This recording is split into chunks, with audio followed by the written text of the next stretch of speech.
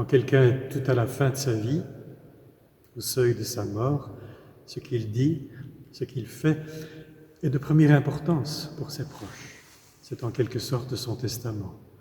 Ce sera vu, entendu et retenu par ceux qui veulent rester proches, au-delà de la séparation.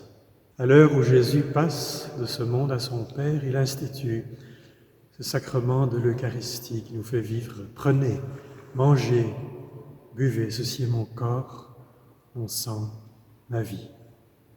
C'est donné, c'est pour vous.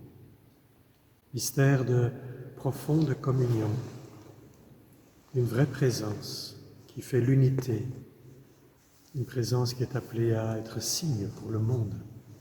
Mystère de réconciliation, de paix, pain partagé pour la vie, une vie en plénitude, une vie en abondance, et qui commence dès aujourd'hui, en attendant que le Seigneur revienne dans la gloire. Faites ceci en mémoire de moi. Depuis lors, c'est dans la célébration de l'Eucharistie que notre vie chrétienne, notre vie en Christ, aboutit comme à son sommet. Et c'est de là aussi que tout peut découler comme d'une source. Source et sommet. Mais le même jour, près de la même table, Jésus montre où l'eau de cette source veut s'écouler. Sur les pieds des disciples, il se met à laver.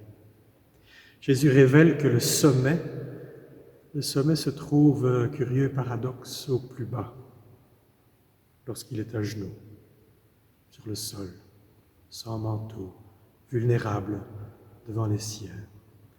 Il y a Simon-Pierre qui trouve cela insupportable. Il dit « Si je ne te lave pas les pieds, tu ne peux avoir part avec moi. » Devenir disciple, c'est avoir faim et soif de communion.